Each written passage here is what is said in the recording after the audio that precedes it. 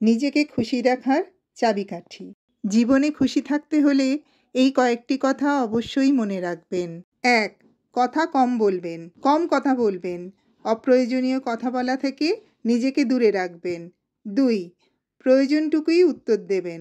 আপনাকে কেউ কিছু জিজ্ঞাসা করলে যতটুকু প্রয়োজন ততটুকুই উত্তর দেবেন। ৩.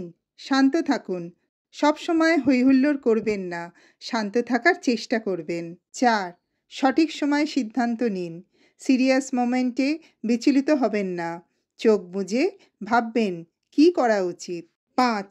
অযথা আতঙ্কিত হবেন না। বিপদে পড়ে আতঙ্কিত হবেন না, শান্ত থেকে উপায় খুঁজতে থাকুন। ৬.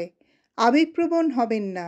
রাগ, কান্না, হতাশা এগুলোকে নিজের জীবনের অবিচ্ছেদ্য অংশ হতে দেবেন না। ৭. ব্যক্তিগত বিষয় গোপন রাখুন। ব্যক্তিগত বিষয় কারোর সাথে শেয়ার করবেন না। ৮. বেকার বিবাদ করবেন না। কেউ খোঁচা দিয়ে কথা বললে পাল্টা আক্রমণ করতে যাবেন না, মুচকি হাসি দিয়ে স্থান ত্যাগ করবেন। ৯. সমালোচনায় অংশ নেবেন না। পরচর্চা বা পরনিন্দা থেকে বিরত থাকুন। ১০. আর্থিক মন্দার কথা শেয়ার করবেন না।